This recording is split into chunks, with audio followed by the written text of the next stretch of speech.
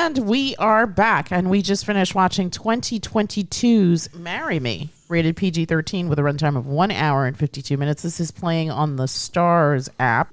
Currently, and is directed by Kat Coiro.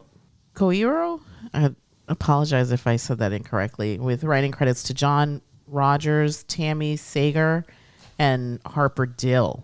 This is the story of Kat Veldez, played by Jennifer Lopez, who's part of, I guess, a power couple, her and Bastian. And on the night of her impending wedding, finds out that he's been unfaithful and then decides to marry one of her many fans that's in the audience. That fan, or lack thereof, is played by Owen Wilson. He wasn't even a fan. He was just a guy. He was just a guy that was standing there. He was dragged along, exactly. Along for the ride. And they worked their way backwards, I guess, after their wedding. They get to know each other after having said I do. But as is with all, I guess, romantic movies, there is some kind of I don't know if it's manufactured drama. I mean, I understood his point of view. Yeah, I guess it is a kind of weird life to be suddenly thrust into. You right. ask for that. You're basically this almost reclusive nerd guy whose biggest passion is math. Right. And suddenly it's like, oh, Instagram and Snapchat. And you have how many followers? And Kofi following us around with a camera. Yeah, that was the most intrusive I like thing. that guy. Did you? Yeah. This felt like a big commercial for so many brands. Oh my God, yeah. There was a ton of product placement. I didn't really notice it until that little kid in his little math club was like, I made it on Wix.com. Yeah. Like, that was so unnatural. I was actually taken out like, wait, why did he say that? Yeah. You didn't notice it at the first Vitamix commercial? Because I thought that was a brand they made up, but I was like, I know Wix.com. What the hell is he saying? No one talks like that in real life. Yeah. And just like, I'll look it up. Okay, hey Google. Oh yeah, there was that. But I mean, that is a sign of the times. I don't think that's a commercial. I mean, it could be, but I mean, I feel like. And they threw something else in there. I forgot what it was, but it was just sort of like mentioned.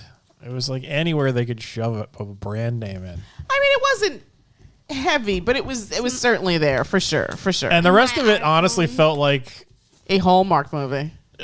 It felt like they were like, were all these songs on like a Jennifer Lopez album that must have come out or something? Because they really gave a lot of time to these songs. Right? Yeah. And usually when they have like, oh, I'm the pop star, right? They sing like a couple of bars in a montage, and that's all you really see of it. Right. And it's usually like the same song, right? Yeah. And this one, you were getting like full renditions of the random songs throughout this fictional musician's career. Yeah. Isn't she a real musician? No, Jennifer Lopez is, but Kat Veldez is a product of fiction.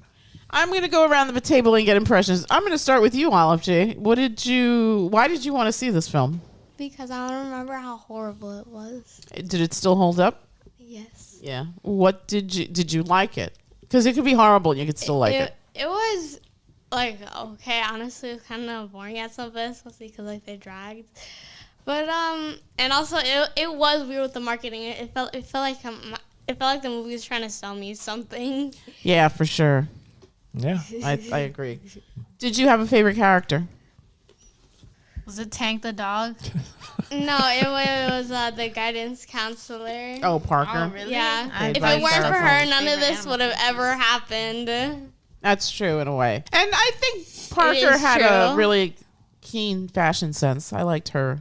Her phone matched her coat. Yeah. That's all I remember. I liked her get-ups. I wasn't too into Kat's ensembles.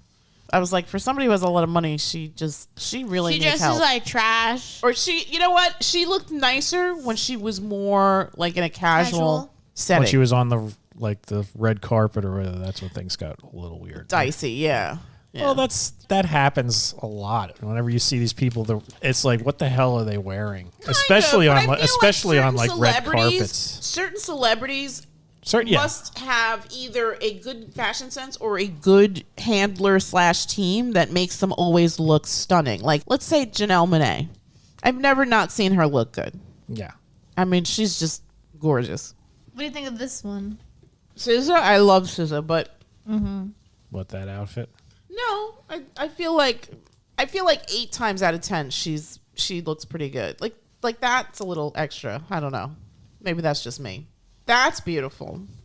All right. Well, nobody could see pictures on G's phone. This is just for not review purposes. I'm just saying. This one, I like this one. That one's cute. Yeah. But SZA's beautiful, so it doesn't really matter. Yeah, she can pull off anything. Yeah. Okay. So, Olive G, did you have a favorite scene? Was there a scene where I laughed? I don't know. You told me. There was this. My favorite scene came. It wasn't even in the movie. It was G asking, "What's wrong with this guy?" And Olive I didn't ask what's wrong with this guy. I said, Wait! I like why the does it scene look like where that? it's like from the phone's perspective, and someone in the chat just like, "What's up with his nose?" Well, that's what you said when G was like, "What's up with this guy?" And like you just blurted out, "You mean his nose?" I said No, 'cause, like, his nose was like weird. Listen, I thought that there was something weird with the way it was filmed, so I said, "Why does it look like that?" Oh, and that's Olivia right. was Why does it look? You mean his nose? And Dad started laughing. And it was we all started laughing. terrible. It's a real knee slapper. I like Owen Wilson, but Yeah. I'm sure he'll be the first to admit, he has a very unique nose. Yes. There's something happened there. I don't know what. Oh, did Maybe- he have something happened to him? I don't Maybe know. he broke his nose when he was younger. Yeah, I think something like that. something like that, and he just made it his defining characteristic. It's not like he's advertising like, guys, check out my nose. It's just a feature. Okay, but that aside, and again, I concur with you. I like Owen Wilson, the actor, and I don't know anything about him. I do remember briefly he must have been going through it because wasn't there like a suicide thing? Yeah, he apparently went through some depression. Yeah, that's sad. But Beefcake Heartthrob isn't the first thing I think of when I think of Owen Wilson. Strange choice for a leading man in a romantic movie. But not even just that. Just because, okay, 13 going on 30. I don't really think of Mark Ruffalo as a romantic leading man type, but it worked there. I don't know. It did for me. I don't know. I think Ruffalo he fits more of the mold of the handsome leading man than does he? I think so. He's not all right. Mark Ruffalo isn't. I don't know who you like. He's no Brad Pitt. But I'm not into Brad Pitt, I know you're not. But when people think, oh yeah, back when it was Brad Pitt's heyday, it was just like, oh my God, Brad Pitt. Yeah. Mark Ruffalo, not even close to that, but better than Owen Wilson. Okay, fair enough. I still I would put Owen Wilson closer to like Paul Giamatti.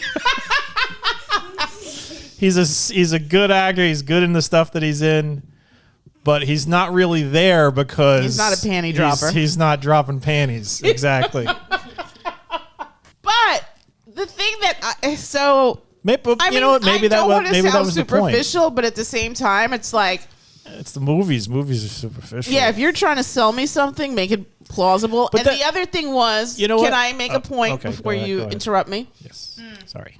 Yes. I said that. Yeah, you. My American Express card is. All right, be quiet. The other thing is, I'm sure with like light and makeup and filters, that could have been fixed a little, but there was it seemed like there was no budget for him. Like his clothes were probably clothes that came from his closet. I feel like the budget was spent on her. Yeah. She always looked fantastic.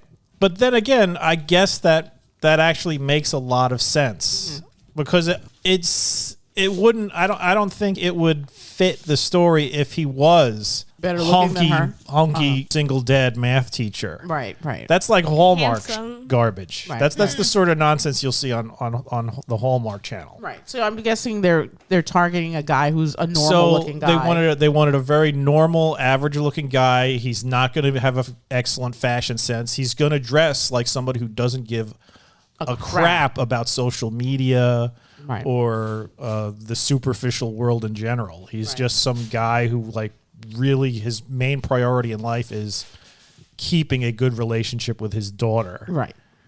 And that's it. And maybe that dog. But so that fits. It's just sort of like we've been conditioned to expect everyone to look like everybody to look from the like, WB shows. Yeah, like it's let me just take my shirt off for no reason. Right. Oh, look at these, my abs they're oily. How did my biceps are popping? How did my abs get so shiny? I hate that. Why are their abs? Is that an everyday problem you see? There's an epidemic of shiny abs and why are they so oiled up? It's disgusting. Yeah, I oil these babies up with Kiehl's every night. I was thinking of that exact thing. G, I'm gonna go over to you. Oh wait, did I get your favorite scene, Olive G? Yeah, she said in the chat when they were like, "What's wrong with his nose?" Oh, okay. G, same question to you. What did you think of the film? This movie was garbage. I hated it. I wanted so many characters to get brutally killed. I know. Got a lot of anger. First on my list was her like weird assistant Melissa, because she was such a D-rider for no reason. Yes. Like this guy literally cheated on the woman that she works for. Like you don't even work for Bastian. And it's supposed to be her friend, right? Yeah.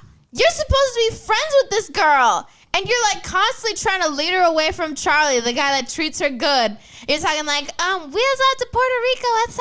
Like, you're so excited for these two to be in close proximity. And like, what is wrong with you? Are you serious? She's so annoying. Oh, and they completely lost me at the beginning when she has that stupid show and there are all those women with like the weird leotards and nun habits. Oh, yeah. God, no, that was a concert. I guess that was a show. That was a concert. Yes, the show. Horrible. She could have completely forgone the nun habits. They were completely unnecessary and terrible. And I hated it. And I hated Melissa. And I hated that stupid little kid that when the mathalon was happening, he like grabs his neck and he's like, choke. Like, I hope you do choke yourself and die on stage. So annoying. Who else? Who else didn't we like? I mean, the guy that was like coaching the opposite math team, like, you guys he seemed like a tool too. Well, he ends up with Melissa at the end. Yeah, insufferable people stick together, I guess. They bonded over their douchebaggeriness. I guess so. And they shouldn't even have, because she's like making fun of the thing that he coaches. She's like, I fell asleep even thinking about it. Like, shut the hell up. That is like your little man thing's hobby or whatever, his passion. I don't even know what it is. Yeah. But what is your problem? She wasn't nice. She wasn't. She really to die in a hole. She really did. And she, for someone who's supposed to be friends, she was so unenthusiastic, even without the whole I'm in love with her, like wanting them to get back together. She was like, when she's like, aren't you gonna film what's her Kat or whatever? And then she's like, she replies to that. She's like, isn't that Tyra's job? And Tyra's the one that Bastian cheated on her. And she's like, oh. And then she goes over and she looks so upset the entire time. Like, you're doing this for your friend. Right. What are you making that face for? Like, if you don't like it so much, screw off. Right. Just leave. What is wrong with you? Yeah, there you go. Yeah. And then there was that whole thing where they go on like Jimmy Fallon or something. And that was another thing. Why the hell Jimmy Fallon's annoying was he really is. Why the hell was Kat so obsessed with watching him just make fun of her over and over and over again? Like, she's literally taking like a bubble bath. That is like you time. That is when you relax. Like, yeah, there shouldn't be a screen in your There really shouldn't. If you want entertainment, pull out a book or something. But like watching yourself get like humiliated on TV, hearing people laugh at you, why would you do that to yourself? And then she goes on the show and with her ex, and he's like, oh, Kat, you guys made this song for each other, and then Bastian made it for Kat, and Kat, you made it for Bastian. She should have immediately been like, no, I didn't make anything for Bastian. I made this for Charlie. Die in a hole. Yeah, he could. He was annoying too. He cheated on her, and then he's got the nerve to be like, oh, I was stupid, guys. She'll never be my wife now. Yeah, she won't, because you are stupid. Yeah, and even at the end, he was hanging out with a bunch of ladies. Yeah, he didn't even have the decency to like mope around alone. He had 2 girls, not even one. He had 2 girls like on his arms, like giving him alcohol, taking him on the phone, like get out of here. And then the thing that got me the most mad was when they're like saying goodbye, and then she kisses him on the mouth. Right. You could have done on the cheek, or better yet, do not kiss your ex at all. Especially if you're married. Especially. Like they were hitting a rough patch or whatever. You guys never filed for divorce. You guys never gone to, no. You don't do that. Right. Ever. You tell her, G. This is why she's always getting married. So stupid. I didn't like this film. All excellent points. Mm-hmm. Righteous. Exactly. Your thoughts, please? Yeah, this was I would say this is probably like a step up from a Hallmark movie. But not by much. Yeah, not by much. Better production values, more star power, a lot more product placement. Oh my gosh, yeah. Seriously, that Wix ad in the middle of it was just bizarre. Yeah. I mean, Wix is like the weirdest thing to advertise. Yeah, seriously. No. Yeah. I built it on Wix.com. Yeah. He added the .com and everything. That was so weird. Well, I was actually I was focused on the movie until that happened, and I actually reared back and was like, wait, what? Oh, I think in the credits, Jennifer Lopez is a producer, so I'm sure that most of this is to get her. Oh, I'm in sure a positive light. All of those things, yeah, they're all bringing the cash in. Right. As far, it's a ridiculous story. It's a ridiculous premise. It's a ridiculous premise, but that's what romantic comedies are kind of all about. Is this love at first sight? No. That's one thing they got right. There was no love at first sight. Owen Wilson couldn't give 2 craps about Jennifer Lopez's character at all when he was there. He's holding the sign by accident. Everybody in the audience is like, yeah, they're all dancing and jiggling, and he's just standing there, or he's sitting in his seat. He's the guy at the concert sitting down. So, as an older person, I appreciate that. Yeah. And then he gets pulled up into this moment, and he's just like a nice guy, so he's just, all right, I'll just go along with it. And he's swept into this crazy world of extreme celebrity and superficiality, and eventually his down-home folksy charm wins her over because he's just a nice guy. He's kind of dull, but maybe that's what she needs after Bastian with his gold vests. Maybe she needs tattoo sleeves. An ordinary guy. Apparently so. So that part of it, that part of the story, I guess, works. I think a lot of us, when we were watching this, it was just sort of like that incredulity where you're just like, in what universe? In what universe is this couple a thing? A thing. Yeah. It's not like as though he's like this amazing comedian with or a rock star. Apparently, Joey Ramone got lots of women too. But yeah, he was a math teacher. That was it. Just an ordinary guy.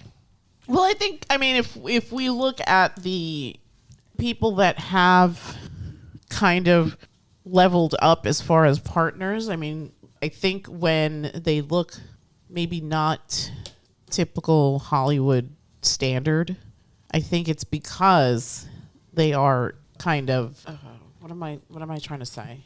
They excel in other areas. Like, I was just thinking about while we were watching the film, I think that was one of the things. I think because we said it more than once. Like, how does he wind up with her, right?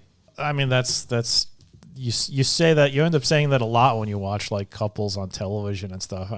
There was like pretty much every sitcom with a man and a woman on it. You're just like, right. How did that guy score that woman? She's like King of Queens, perfect example. Grounded for Life, Donald Logan. I forgot what the actress's name. They were. She was way better looking than him. Donald Logan's not hideous. He's not hideous, but he's not getting her. But I guess King of Queens is like the biggest example. Yeah, the King of Queens. I mean, they even made that whole show where, like, on what was it, AMC, where the lady she finds herself in some sort of like terrible sitcom where she's married to this like dumpy, just fat, dumpy buffoon. I forgot what I Gotta Kill Doug or something. Yeah. That doesn't exist anymore, I don't think. No? I don't know. I never watched it. Yeah. I think it was like Kill Bill or something. There was a profanity in the title of the show where they would scribble I'm it going out. to kill Doug or something. Something like Bob. that. Yeah.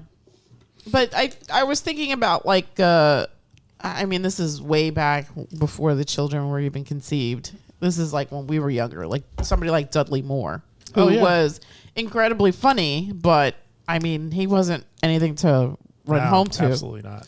But he dated very beautiful women because I guess he was super funny. Whereas Charlie wasn't funny but I guess he was endearing in a way, and he was real. He was honest endearing and nice, and I think he was thrust in this position where it was his natural inclination just to, I guess, kind of help her right, in ways that these other people around her couldn't. Right. Because these other people around her, it was just sort of like, all right, it's time to hawk Vitamix.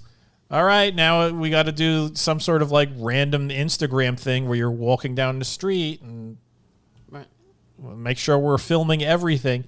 There was no actual moments of just like sitting and self-reflecting and talking with somebody who wasn't trying to make a buck off her. Right. So, Which is kind of sad if you think about that, right? Yeah, I mean, that's like they say, there's a price to fame. So I'm assuming so. I mean, it said graphic novel at the end. This is based on a graphic novel. Yeah, I could picture this being a comic. Yeah, I guess it just I don't know. It was a little too long for me. There were parts where I was just sort of like, when are we going to get to the part where the manufactured drama comes in that splits them up? Right. That took a long time to arrive. Develop. But I think it was because you were trying to develop them as a couple. Yeah. And then all of a sudden they're torn apart. Yeah. So I guess I think they could have maybe truncated the getting to know and fall in love with each other part a bit. As cute as the young actress that plays his daughter is, I would have removed her completely. Like, I wouldn't have made her even a thing. Yeah, I did see that as a problem. But I think that having that aspect of the story, you have to lengthen it, right? Because now you have to introduce certain things, you have to have certain scenes, blah, blah, blah. I think if it was just him sort of just being a teacher, and those are his kids, right? The math club kids, and maybe Lou is like one of his star kids, but she's very shy or whatever, and I guess I don't know. I don't really feel like rewriting the story on this one. To me, the kid served a purpose. It showed that he had something going on in his life. It couldn't, if it was just we were learning just about her life, and he was just like this magical guy that comes along and shows her what's truly important in life. He becomes basically a hollow shell. He's not really a character. This way, we see that he has some stuff going on in his life that are higher priorities than, I got to be nice to the pop star. Well, I mean, if I was going to make this better, I would have made him sort of like, not commitment phobic, but kind of commitment shy. Maybe there is a backstory of him having a failed marriage. And that was another thing that's seen, right, when they're doing the press conference together as a couple, where that comes up. This is now your second marriage, right? That's got to be like really weird to have to be that much under the microscope.